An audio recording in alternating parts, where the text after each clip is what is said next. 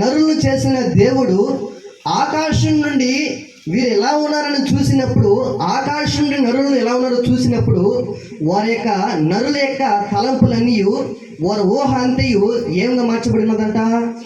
చెడ్డగా, కేవలము దేవుని దృష్టికి చెడ్డగా ఉన్నాయంట. హల్లెలూయా, హల్లెలూయా. మనము మన నీతి క్రియలు దేవుని దృష్టికి ఎలా ఉన్నాయి అని వాక్యం సెలవిస్తుంది అంటే, మురికి గుడ్డ వలె ఉన్నాయంట.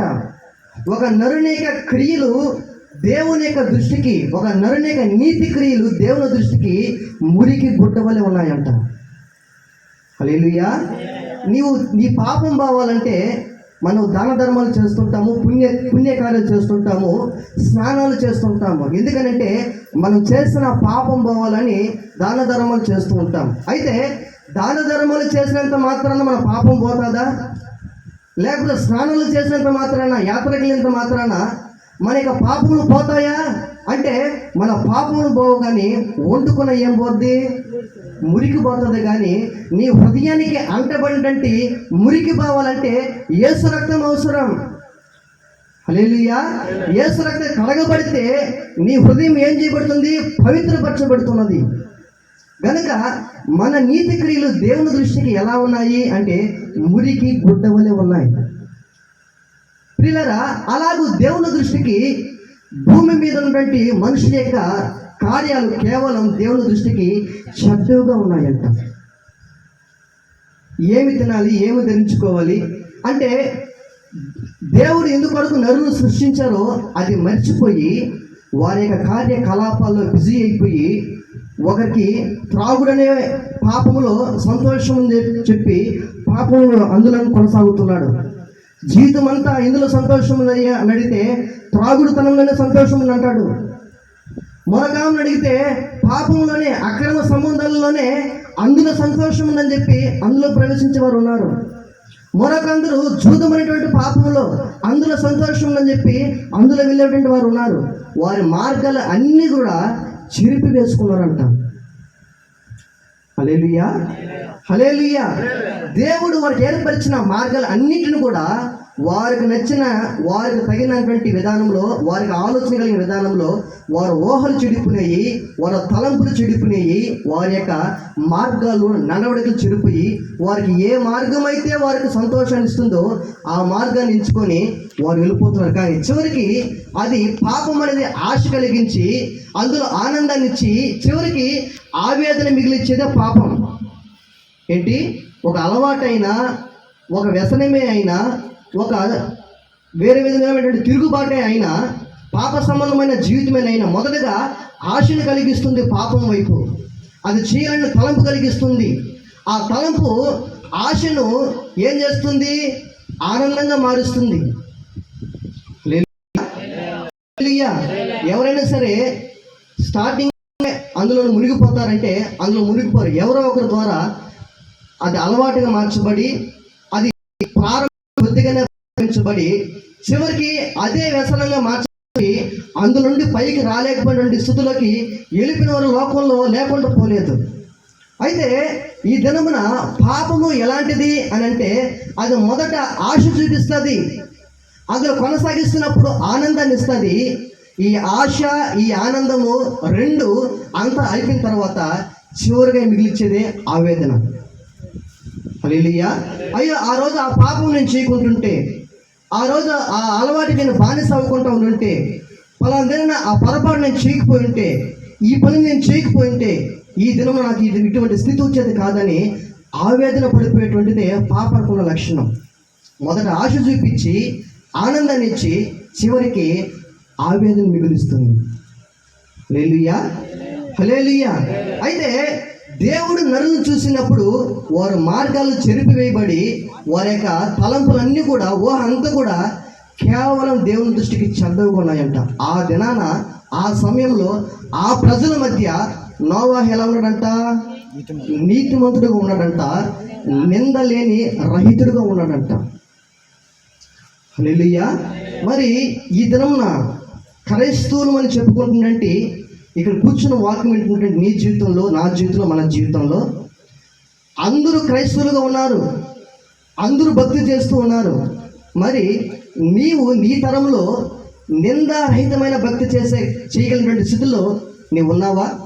నీ గురించి సేవకుడైనా, నీతోటి విశ్వాసులైనా, నువ్వు నివసిస్తున్నటువంటి కుటుంబంలోనైనా, ఇరుగు పొరుగు వారైనా పలానా వారు క్రైస్తవులు, నిజ క్రైస్తవులు, వారు ప్రత్యేకించబడిన వారు, వారు మన వంటి స్వభావం కలిగిన వారు కాదు, వారు మనలాగే చేసేటువంటి పనులు చేసేవారు కాదు, వారికంటూ ఒక మంచి ప్రార్థనాపరుడని నీకు గుర్తింపు ఉందా? నీవు ఒక మంచి సాక్ష్యం కలిగినటువంటి స్థితి కలిగి ఉన్నటువంటి సాక్ష్యము నీ గురించి చెప్పగలుగుతారా? ఒకప్పుడు అలా ఉన్నాడు ప్రభుని ఎరగక మునుపు వీరి కుటుంబము, ప్రభుని ఎరిగిన తర్వాత ఇప్పుడు ఇలాగ మార్చబడ్డారన్నటువంటి సాక్ష్యము నీ గురించి ఏమైనా చెప్పగలుగుతారా?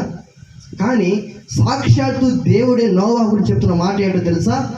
తన తరము అంతటిలో నోవాహు నీతిమంతుడు, నిందారహితుడు. హల్లెలూయా, హల్లెలూయా. ఏదో భక్తి మనం చేస్తున్నాము, ఏదో వెళ్తున్నాము వస్తున్నాము అన్నట్లు కాదు. చూడండి, తూర్పు దిక్కు జనులందరూ అతడే గొప్పవాడు. ఎవరు? ఎందుకు గొప్పవాడయ్యాడు? అతడు నీతిమంతుడు, యథార్థవర్తనుడు, చెడుతనం విసర్జించిన వాడు, దేవుని యందు భయభక్తులు కలిగిన వాడు.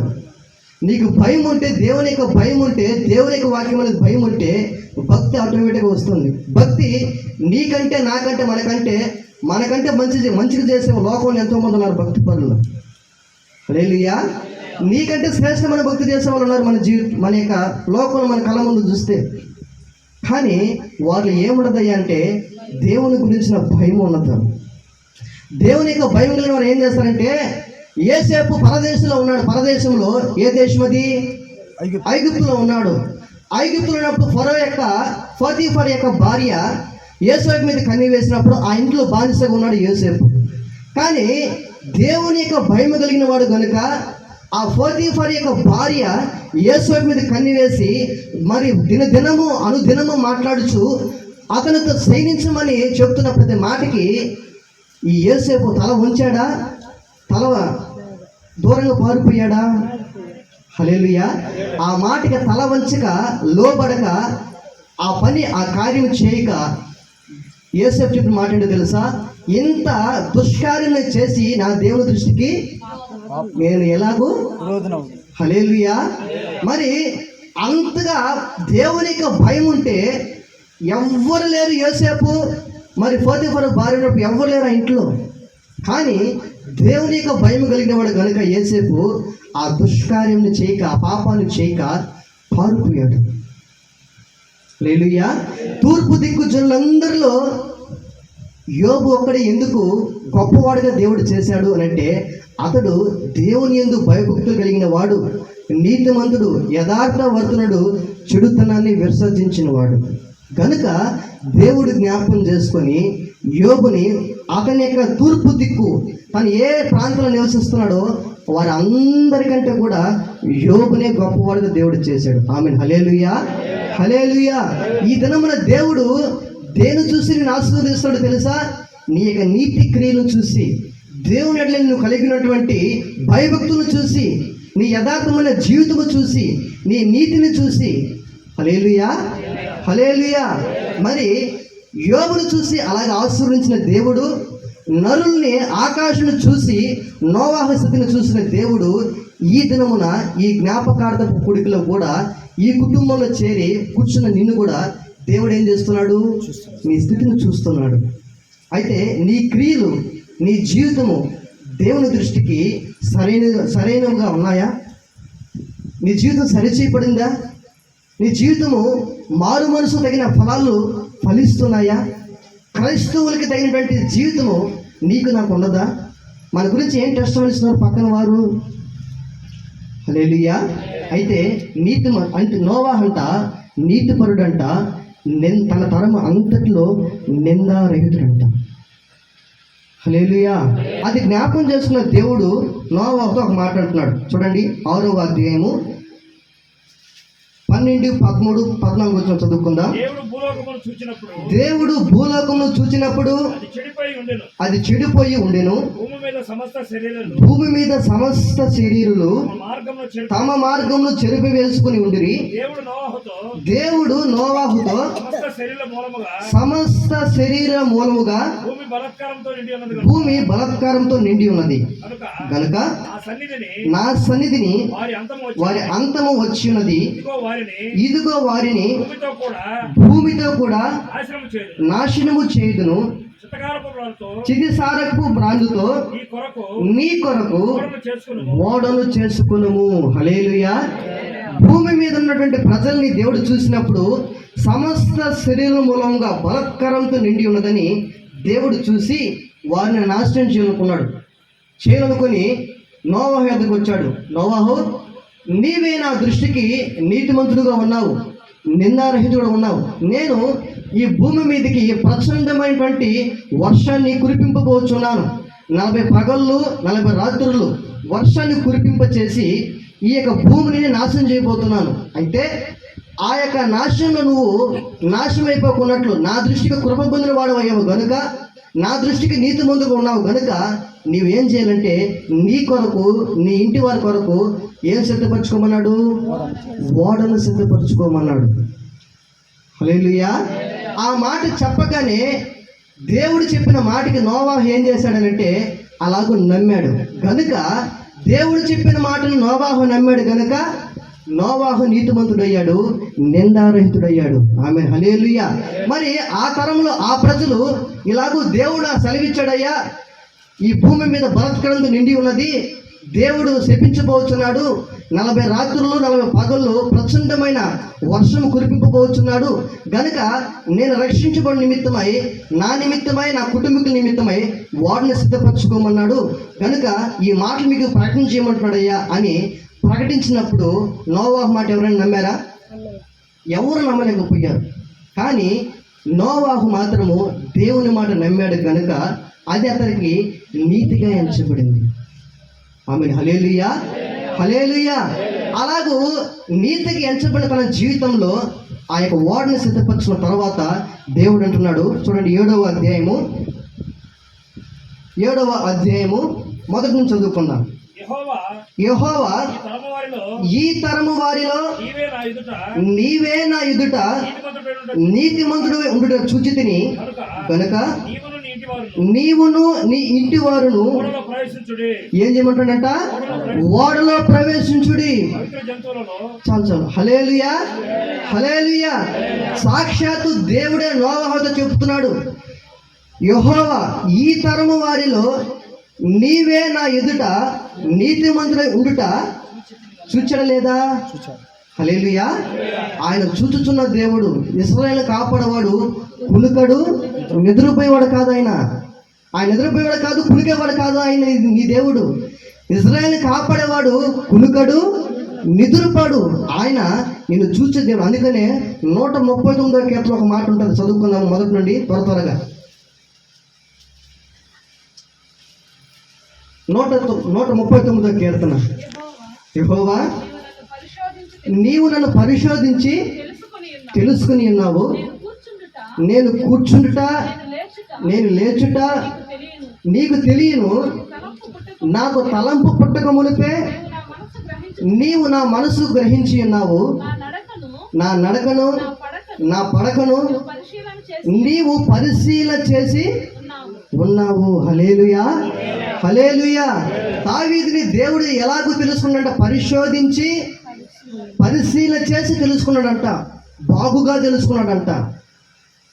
తలంపు పట్టుకు మునిపే, నాలుకకు నా మాట రాక మునిపే నేను కూర్చోవడము లేచిండటము అంతయు నీకు తెలుసయ్యా అని దావీదు చెబుతున్నాడు. హల్లెలూయా. ఇప్పుడు నోవాహును చూసిన దేవుడు దావీదు యొక్క అంతరంగాన్ని చూసిన దేవుడు ఈ దినమున కూర్చున్న వాక్యం అంటే నిన్ను ఆయన చూడటం లేదా? హల్లెలూయా.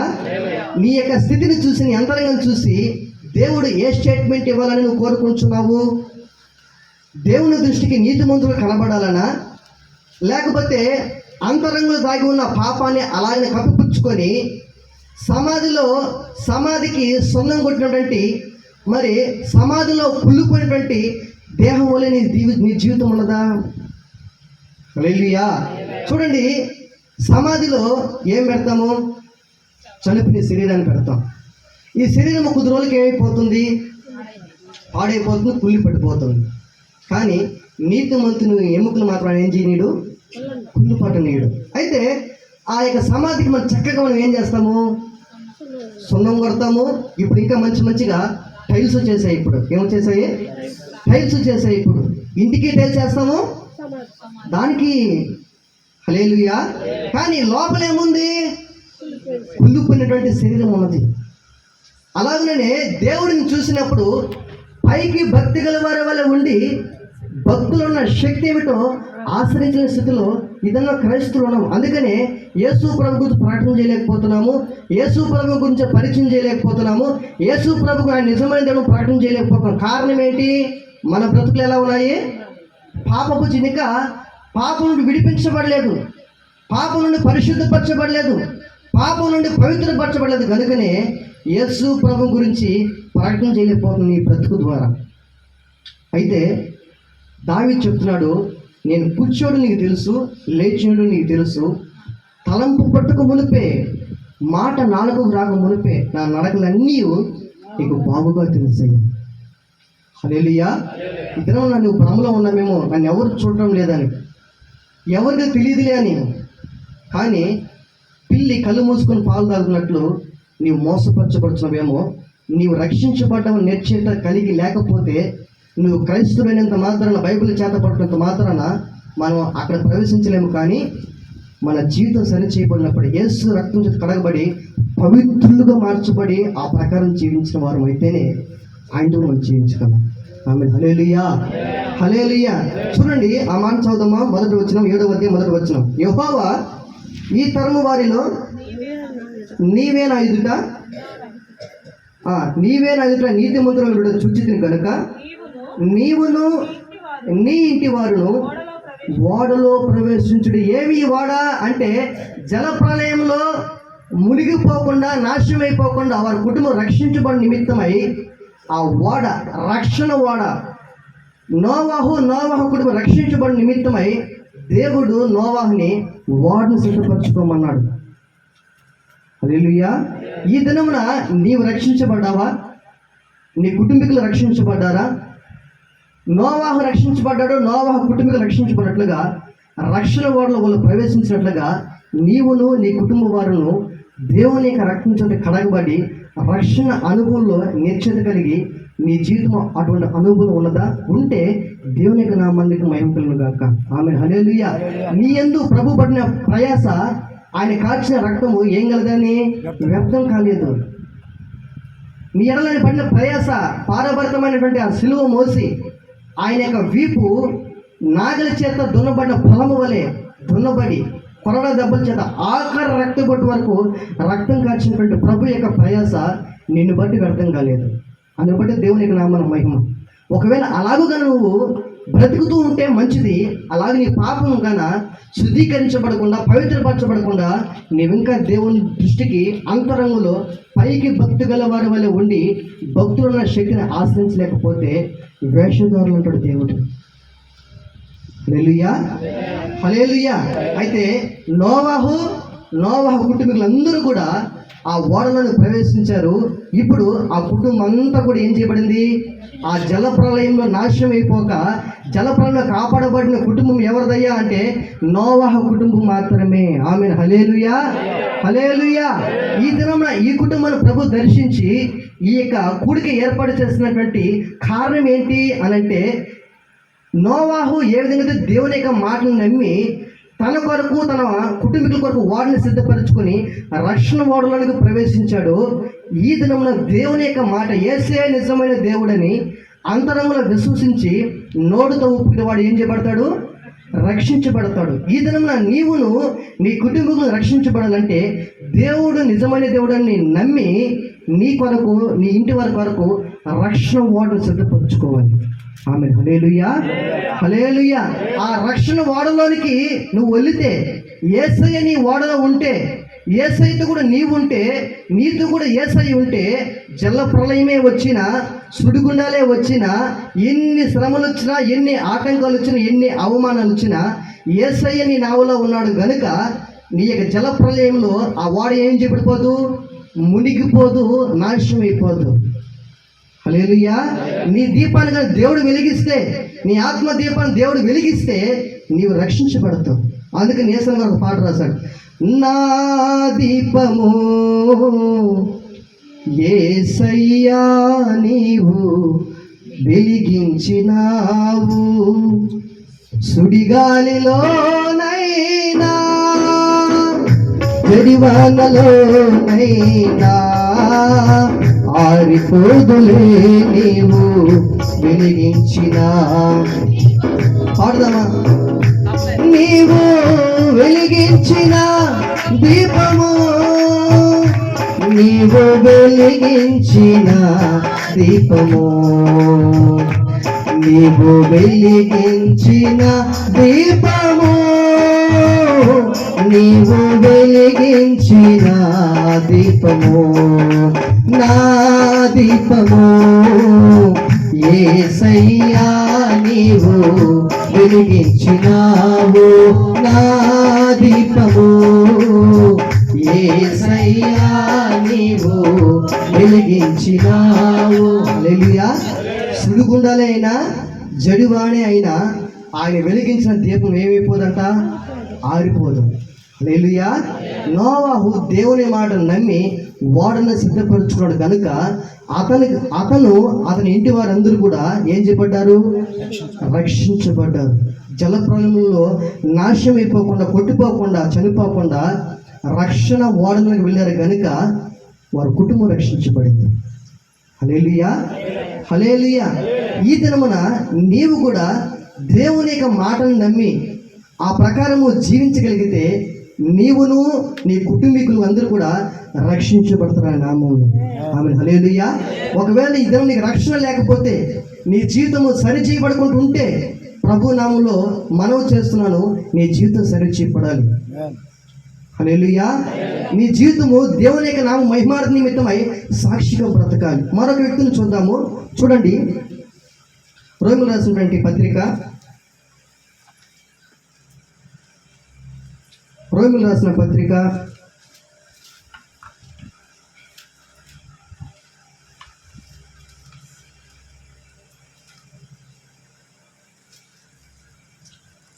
4వ అధ్యాయము 3వ వచనం చదువుకుందాం. రోమిలకు రాసిన పత్రిక 4వ అధ్యాయం 3వ వచనం. లేఖనమేమి చెప్పుచున్నది, అబ్రహాము దేవుని నమ్మెను, అది అతనికి ఏమిగా ఎంచబడిందంట, నీతిగా ఎంచబడిందంట. లేఖనము చెబుతుందంట ఏంటి అంటే, అబ్రహాము దేవుని ఏం చేశాడంట, నమ్మాడంట.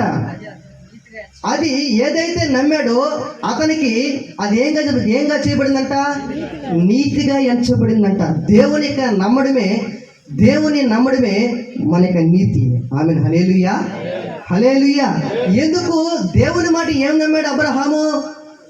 ఎందుకు దేవుని మాట నమ్మడం బట్టి నీతిగా ఎలా ఎంచబడింది, ఏం నమ్మాడు, అసలు కారణం ఏంటి అని చూస్తే అదే రోమ పత్రికలో ఉంటుంది. రోమిలకు రాసిన పత్రిక 4వ అధ్యాయము 18వ వచనం చదువుకుందామా? ఇలాగ ఉండునని చెప్పిన దానిని బట్టి తాను అనేక జనములకు నిరీక్షణకు ఆధారము లేనప్పుడు అతడు నిరీక్షణ కలిగి నమ్మెను, మరియు అతడు విశ్వాసం నందు బలహీనుడు కాక రమారమి 100 ఏళ్ల వయసు గలవాడై ఉండి అప్పటికి తన శరీరము మృతతుల్యమైనట్టును శారా గర్భమును మృతతుల్యమైనట్టును ఆలోచించును గాని అవిశ్వాసము వలన దేవుని వాగ్దానం గురించి సందేహింపక దేవుని మహిమపరిచి ఆయన వాగ్దానం చేసిన దానిని నెరవేర్చుటకు సమర్థుడని రూఢిగా విశ్వసించి విశ్వాసము వలన ఫలము నొందెను. హల్లెలూయా. చాలా థ్యాంక్స్, మంచిగా చదివారు. హల్లెలూయా. చూడండి, నిరీక్షణకు ఆధారము లేని సమయాల్లోనే దేవుడు మాట ఇచ్చినటువంటి మాట అనేది అబ్రహాం ఏం చేశాడంట, నమ్మాడంట. ఏం నమ్మాడు? అయ్యా అబ్రహాము, నీవు నేను చూపించే దేశానికి వెళ్ళు, నీ కుటుంబాన్ని నేను దీవిస్తాను, నీ బంధువుల యొద్ద నుండి, ఈ దేశం నుండి, నీవు ఉన్నటువంటి ఈ ప్రదేశం విడిచిపెట్టి నేను చూపించే దేశానికి వెళ్ళు, నేను నేను అక్కడ ఆశీర్వదిస్తాను, గొప్ప జనము చేస్తాను అన్నప్పుడు, ఒక 75 సంవత్సరాల ప్రాయంలో ఉన్నప్పుడు అబ్రహాం పిలిస్తే తనకు 25 సంవత్సరాలు అయిన తర్వాత, అంటే 100 ఏళ్ళ వయసు, 99 ఏళ్ళ వయసు వచ్చినా కానీ ఆ వాగ్దానం నెరవేర్చబడలా. శారా గర్భము ఏమైపోయిందంటే ప్రకృతి ధర్మం నిలిచిపోయింది, మృతతుల్యమైపోయింది, గర్భం ధరించడానికి బలము లేకపోయింది. అయినను దేవుడు చెప్పిన మాటని యెహోవా అబ్రహాము ఏం చేశాడు? నమ్మాడంట. అతడు శరీరమందు బలహీనుడే కానీ విశ్వాసమందు బలహీనుడు కాక దేవుడు చేసిన వాగ్దానాన్ని విశ్వసించిన వలన బలము పొందాడంట. హల్లెలూయా, హల్లెలూయా. దేవుణ్ణి విశ్వసించడం ద్వారా ఈ దినం నువ్వేం పొందుకుంటావు? బలము పొందుకుంటావు. దేని ద్వారా? విశ్వాసము ద్వారా. అది నిరీక్షించడానికే, ఇది జరుగుతుంది, దేవుడు చెప్పిన మాట నెరవేర్చబడుతుంది అనడానికి, నిరీక్షించడానికి కూడా ఆధారం లేదు. ఎందుకనంటే శారా యొక్క గర్భము మృతతుల్యమైపోయింది, ఇంకా ప్రకృతి ధర్మం నిలిచిపోయింది గనుక ఇప్పుడు ప్రకృతి ధర్మం నిలిచిపోయిన తర్వాత గర్భం ధరించబడడం సాధ్యమేనా? లోకపరంగా సాధ్యం కాదు, కానీ దేవునికి సమస్తము సాధ్యం. ఆమె హల్లెలూయా, హల్లెలూయా. అందుకని కొరింథీయుల పత్రిక ఒక మాట ఉంటుంది. ఏ మాట? మనుష్యుడు ఆలోచన చొప్పున మీరు నడవద్దు అంటుంది. హల్లెలూయా. చూద్దాం, ఆ మాట చదువుదామా? కొరింథీయులు రాసినటువంటి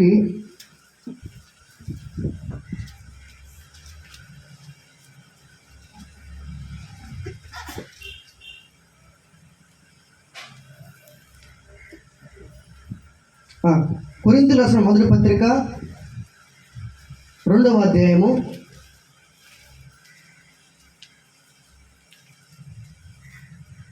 4 నుంచి చదువుకుందామా? కొరింథీయులు రాసిన మొదటి పత్రిక 2వ అధ్యాయము.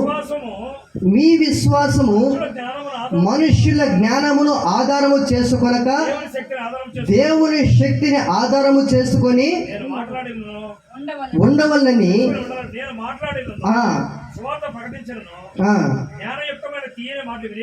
వినియోగింపక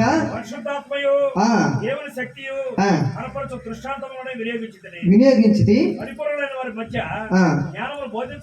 హల్లెలూయా, హల్లెలూయా. చూడండి ఏం చెప్తున్నాడు? మరియు మీ విశ్వాసము మనుష్యుల జ్ఞానమును ఆధారము చేసుకొనక దేవుని శక్తిని ఆధారము చేసుకొని ఉండవాలని అంటున్నాడు. మనుషుల జ్ఞానం మనం ఆలోచన చేద్దాము.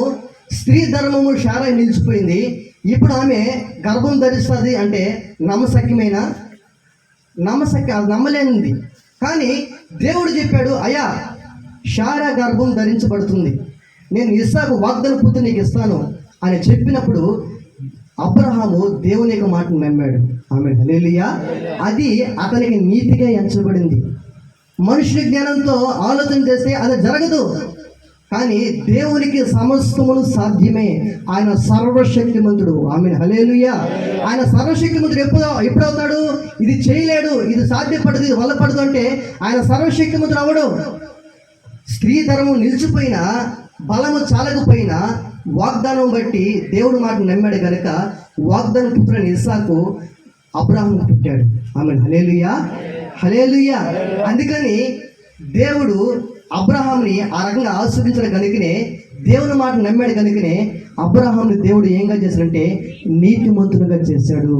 హల్లెలూయా. నువ్వు దేవుని యొక్క మాటను నమ్మడమే నీ జీవితంలో నీతి. దేవుని విశ్వాసం ఉంచడమే నీవు బలము పొందుకోవడానికి కారణం. కనుక అబ్రహాము దేవుని మాట నమ్మి నీతిమంతుడు అయ్యాడు కనుక ఇప్పుడు వాగ్దాన పుత్రుని అనుగ్రహింపబడ్డాడు కనుక ఇప్పుడు దేవుడు అబ్రహాంని ఏమంటున్నాడు చూద్దాం. ఆదికాండము 12వ అధ్యాయము. ఆదికాండము 12వ అధ్యాయము. ఆదికాండము 12వ అధ్యాయము 2-3 వచనం చదువుకుందాం. నిన్ను గొప్ప జనముగా చేసి నిన్ను ఆశీర్వదించి నీ నామమును గొప్ప చేయుదును. నీవు ఆశీర్వాదముగా నుందువు.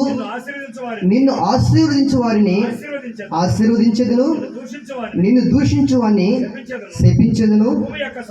భూమి యొక్క సమస్త వంశములు నీ యందు ఆశీర్వదించబడునని అబ్రహాముతో అనగా యెహోవా అతనితో చెప్పిన ప్రకారము అబ్రహాము వెళ్ళెను. హల్లెలూయా, హల్లెలూయా. చూడండి, దేవుని యొక్క మాటను నమ్మినందువలన నిరీక్షణకు ఆధారమైన సమయంలో నిరీక్షించి వాగ్దానం పొందుకున్న వలన నూరేండ్ల వయసు కలిగినటువంటి అబ్రహాంకి కుమారుడు జన్మిస్తే ఇప్పుడు దేవుడు చెప్తున్న మాట ఏంటో తెలుసా? నీ యందు భూమి యొక్క సమస్త వంశాలు ఏం చెప్పబడ్డాయట? ఆశీర్వదించబడ్డాయంట. హల్లెలూయా.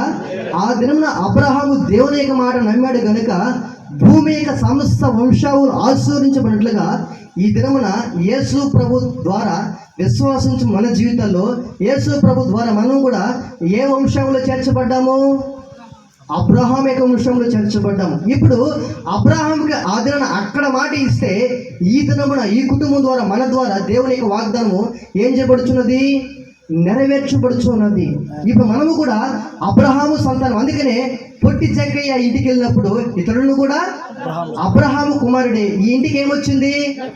రక్షణ వచ్చినది. అతని స్థితి ఏమిటి ఒకప్పుడు అంటే పాపి అయిన జక్కయ్య ఇంటికి ఈయన ఎలా వెళ్తున్నాడు ఈయనకి తెలియదా అని ప్రశ్నించినటువంటి ఆ ప్రజల మధ్య జక్కయ్య ఇంటి కుటుంబంలోనికి అడుగుపెట్టిన యేసు ప్రభు జక్కయ్యను చూసి అంటాడు, జక్కయ్య నీ ఇంటికి ఏమొచ్చినది? రక్షణ వచ్చినది. ఎందుకు రక్షణ వచ్చినది? నా ఆస్తిలో సగము బెదరికి ఇచ్చేస్తున్నానయ్యా.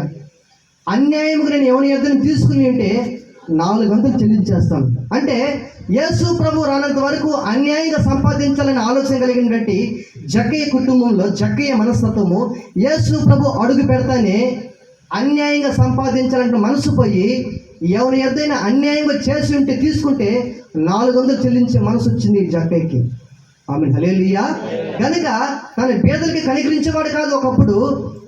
ఇప్పుడు సగము పేదలకు ఇచ్చేస్తున్నాయి అన్నాడు. ఇప్పుడు యేసు ప్రభు ఎరగక మునుపు డబ్బుని అన్యాయంగా సంపాదించిన మనసు కలిగిన జక్కయ్య యేసు ప్రభు ఆ ఇంట్లో అడుగుపెట్టిన వెంటనే పరిస్థితులు మార్చబడిపోయి ఏదైతే తీసుకుని 400 చెల్లించాడు, పేదలను కనికరించాడు కనుక ఆ ఇంటిని చూసి యేసు ప్రభు అంటాడు, ఇతడును అబ్రహాము కుమారుడే, ఈ ఇంటికి రక్షణ వచ్చినది. జక్కయ్య ఒకప్పుడు పాపి, కానీ ప్రభు ఆ ఇంట్లో అడుగుపెట్టిన వెంటనే జీవితం మార్చబడింది. అయితే ప్రభు నీ జీవితంలో ప్రభు యొక్క వాక్యాన్ని చేతబడుకుని మందిరానికి వెళ్తున్న నీ జీవితం సరిచేయబడిందా? నీకున్న పేరు కొట్టిపోయిపోయిందా? యేసు ప్రభుని ఎరగక మునుపు మా యొక్క ఫ్యామిలీ యేసు ప్రభు అంటే నచ్చే ఫ్యామిలీ కాదు మాకు. హల్లెలూయా. యేసు ప్రభు అంటే నచ్చదు. మా నాన్నగారు చాలా వ్యంగ్యంగా మాట్లాడేవారు. మీరు ఎలా ప్రార్థన చేస్తారో తెలుసా అని చెప్పి క్రైస్తువుల్ని ఇలాగో మీరు ఇలా ప్రార్థన చేస్తారని చెప్పి అలా ఎక్కిరించి మాట్లాడేవాడు. మా నాన్న ఏదైనా మేము చేసే పండగల్లో బండెక్కి ఆయన కార్యక్రమం చేసేవాడు. దాని ముందు మేము ఆటలాడుకునేవాళ్ళం. యేసు ప్రభు అంటే నచ్చేటువంటి జీవితం కాదు మాది. అయితే యేసు ప్రభు మనం దర్శించిన తర్వాత యేసు ప్రభు నిజమైన దేవుడు అని మాట్లాడే దేవుడు తెలుసుకున్న తర్వాత నా జీవితం సరిచేశాడు యేసు ప్రభు. ఆమె హల్లెలూయా, హల్లెలూయా. యేసు ప్రభు ఎదిగిన తర్వాత ఎవరితో అయితే సహవాసం చేస్తున్నానో ఆ సహవాసం విడిచిపెట్టాను. ఏ మాటలైతే మాట్లాడుతున్నానో ఆ మాటలు విడిచిపెట్టాను. ఏదైతే వాక్యం చేయకూడదు అని సెలవిస్తుందో అలాగూ చేయకుండా నా జీవితాన్ని మార్చుకున్న తర్వాత దేవునికి వాక్యానుసారం నడుచుకున్న తర్వాత నా జీవితం నాకు తెలియకుండా నాకు మార్పు రావడము, నేను చూడడము, నన్ను గమనిస్తున్న కుటుంబీకులు చూడడము, గ్రామస్తులు చూడడము ప్రారంభమైన తర్వాత అప్పుడు ఒక బ్రదర్ ఒక మాట అన్నాడు, క్రికెట్ ఆడదామని అంటే నేను రానన్నాను సన్న. మామ అవుతాడు రాలేనంటే ఏమి నేను మందిరానికి వెళ్తున్నాను పాలేనని సన్న. నీవు పోయి చేతులకి గాజులు వేసుకొని మీ అక్కతో కూడా పోయేసి ఏం వేసుకోమన్నాడు అంటే ముగ్గులు వేసుకోమన్నాడు. ఏమిటి ముగ్గులు వేసుకోపోయి ఎందుకు నీకు ఇంక రావడం నుంచి వెళ్ళిపోవాలి అన్నాడు. అయితే కొద్ది సంవత్సరాలు గడిచిన తర్వాత కొద్ది దినాలు గడిచిన తర్వాత అలా కలవకుండా నా జీవితం ప్రత్యేకపరిచిన తర్వాత అదే నా సహోదరుడు తవల వయసిన న్యాయమే మా సహోదరుడు నన్ను చూసి పరిస్థితిని చూసి మార్పు చెందబడి అతను రక్షణ అనుభవంలోకి వచ్చాడు. కుటుంబం అంతా కూడా మా స్థితిని చూసి రక్షణ అనుభవంలోకి వచ్చిన తర్వాత మా ఫ్యామిలీ అంతా ఇప్పుడు యేసు ప్రభుని నమ్ముకొని యేసు ప్రభు సేవ కొనసాగించబడుతున్నాం. ఆమె హల్లెలూయా. ఒకప్పుడు యేసు ప్రభుని నచ్చేది కాదు, వ్యంగ్యంగా మాట్లాడిన బ్రతుకులు మాయి. హల్లెలూయా.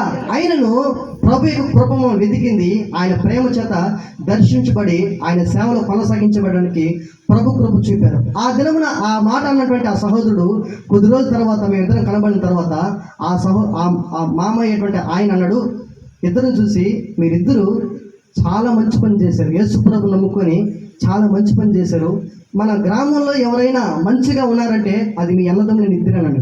ఆమె హల్లెలూయా. హల్లెలూయా. ఎలా వచ్చినది? మా జీవితం బట్టి వచ్చిందా? మా యథార్థమని బట్టి వచ్చిందా? యేసు ప్రభువుని విశ్వసించడం వలన మా జీవితం మార్చబడ్డాయి. హల్లెలూయా. యేసయ్య నీతో జీవించగానే నా బ్రతుకుగా మారేనులే. యేసయ్య నీతో జీవించగానే నా బ్రతుకుగా మారేనులే.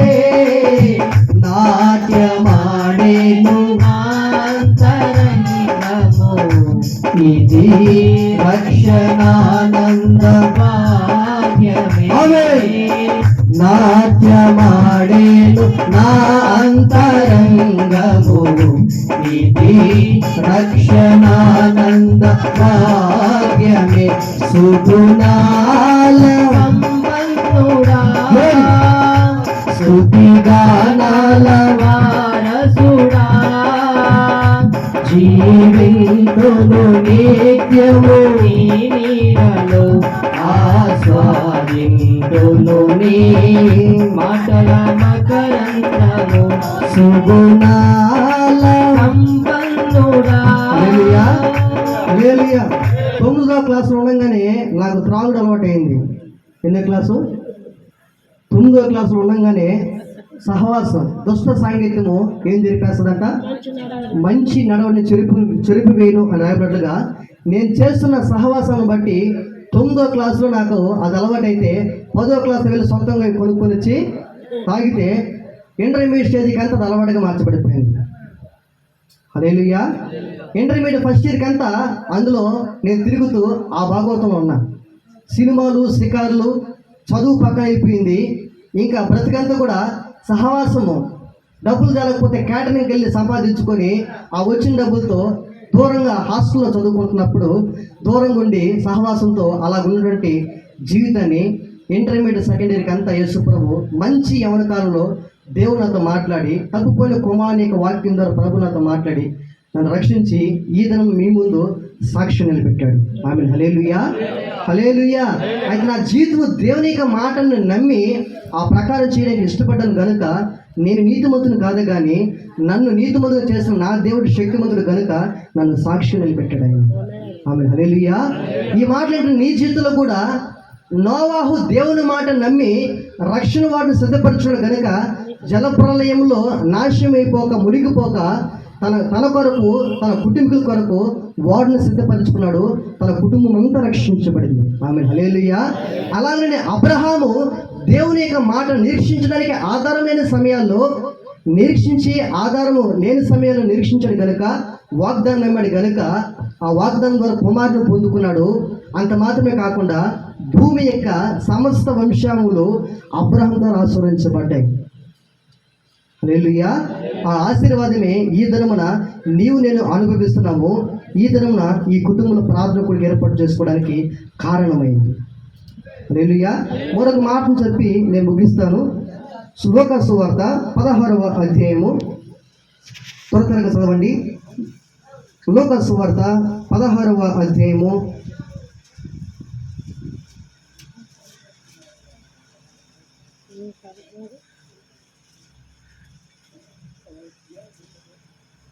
లూకా సువార్త 16వ అధ్యాయము 19వ వచనం చదువుకుందామా? ధనవంతుడు ఒకడుండెను,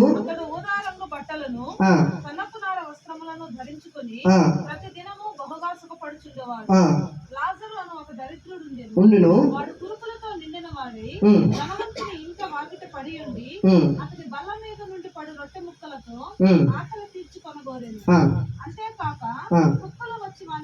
నాకెను. ఆ, ఆ దరిద్రుడు ఆ దరిద్రుడు చనిపోయి దేవదూతల చేత దేవదూతల చేత అబ్రహాము రొమ్మున అబ్రహాము రొమ్మున ఆనుకొనుటకు కొనుకోబడెను. ధనవంతుడు కూడా ధనవంతుడు కూడా చనిపోయి పాతి పెట్టబడెను. అప్పుడు అతడు పాతాళములో పాతాళంలో బాధపడుచు బాధపడులెత్తి కన్నులెత్తి దూరము నుండి దూరము నుండి అబ్రహామును అబ్రహామును అతని రొమ్మున అతని రొమ్మున ఆనుకుని ఉన్న లాజరును చూచి, తండ్రివైన అబ్రహాము తండ్రివైన అబ్రహామా, నా యందు నా యందు కనికరపడి కనికరపడి తన వ్రేలి కొనను ఆ, నీళ్ళలో ముంచి ఆ, నా నాలుకను చల్లార్చుటకు లాజరును పంపుము. ఆ, నేను ఈ అగ్ని జ్వాలలలో యాతన ఈ అగ్ని జ్వాలలలో యాత్ర పడుచునని కేకలు వేసి చెప్పాను. అందుకు అబ్రహాము, ఆ, కుమారుడా, కుమారుడా, నీవు నీ జీవిత నీవు నీ జీవితకాలమందు ఇష్టమైన నీకు ఇష్టమైనట్టు సుఖము అనుభవించితివి. అలాగుననే అలాగుననే లాజరు కష్టం లాజరు కష్టము అనుభవించినని జ్ఞాపకము చేసుకునము. ఇప్పుడైతే వాడు ఇక్కడ నెమ్మది వాడు ఇక్కడ నెమ్మది పొందుచు పొందుచున్నాడు, నీవు యాతన పడుచున్నావు. హల్లెలూయా. చూడండి, అబ్రహాము ఆ ధనవంతుడు ఉన్నాడు, లాజరు ఉన్నాడు. ధనవంతుడు అనుదినము సుఖంగా జీవిస్తున్నాడు, ఉదారంగా బట్టలు వేసుకుని ఉన్నాడు. తన జీవితము అనుదినము సుఖపడుచు, దేవుడు లేడు, ఏమీ లేడు, నా బలము, నా కష్టము, నా శక్తి అనుకుంటూ తన జీవితంలో తన టాలెంట్ని చూపించుకుంటూ తన బ్రతుకంతా దేవుడు అనేటువంటి మాట లేకే జీవించాడు. కానీ లాజరు మాత్రం దరిద్రుడిగా ఉన్నాడు, కానీ అనుదినము కష్టపడుతున్నాడు. కానీ అతడు దేవుని యందు భయభక్తులు కలిగినవాడు కనుక చూడండి, ఇద్దరు చనిపోయారు. ఇప్పుడు ధనవంతుడు సుఖాన్ని అనుభవించి చనిపోయాడు, ఈ లాజరు కూడా దరిద్రునికి భూమి మీద జీవించి చనిపోయాడు. ఇద్దరు కూడా మరి ఒక స్థలానికి వెళ్ళారు. ధనవంతుడు శాశ్వతమైనటువంటి స్థలానికి వెళ్ళాడు, ఈ యొక్క దరిద్రుని ఈ లాజరు కూడా శాశ్వతంగా ఉన్నటువంటి స్థలానికి వెళ్ళారు. ధనవంతుడేమో ఏ స్థలానికి వెళ్ళాడు? పాతాళంలో యాతన పడడానికి, అది కూడా శాశ్వతమైనటువంటి జీవితమే, అక్కడికి వెళ్ళాడు. దరిద్రుడైన లాజరు మాత్రము అబ్రహాము రొమ్మున ఆనుకున్నాడు. హల్లెలూయా. ఇది చూసిన ధనవంతుడు, అయ్యా లాజరు ఏంటి అక్కడ ఉన్నాడు, కాబట్టి ఆ లాజరుని జ్ఞాపకం చేసుకుంటా నన్ను కూడా జ్ఞాపకం చేసుకో అన్నట్లుగా అబ్రహాంతో మనవి చేస్తూ ఉంటే, అబ్రహాంతో మనవి చేస్తున్నట్టు అబ్రహాం ఏమిటో తెలుసా తెలీదా?